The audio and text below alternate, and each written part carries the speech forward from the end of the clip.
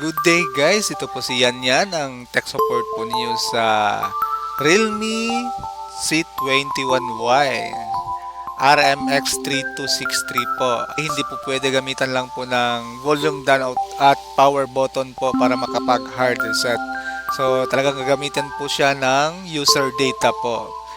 Ito po yung RMX pack file po natin at saka gagamitan din po ng SPD upgrade tool.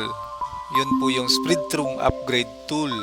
At saka bago po kayong mag-run ng SPD upgrade tool, dapat po may spread through driver na din po naka-install sa PC nyo po. So ito po yung gagamitin natin. Alright guys, ito na po yung SPD upgrade download tool po. So dito po tayo sa settings icon, sa load packet. Alright, ito na po guys. Tapos ito po yung RMX pack file po. Then open po natin para mag-load siya. And then pagkatapos nyo pong ma-load yung RMX file, pack file, click play button, ito po para mag-download siya, download button. Realme C21Y po natin. So paano po i-connect yung Realme C21Y? Before po natin i-plug yung USB cable sa port po, hold po natin yung volume down button at saka connect na po natin yung USB cable po.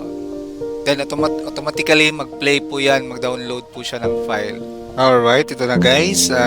Nag-progress na po siya 15% to 25% and 45%. Antayin nyo lang po yung mag-pass po siya. Yan po, naka-pass na. So, ibig sabihin, okay na po yan. Alright guys, set up na lang po natin yung phone para pumasok po sa program.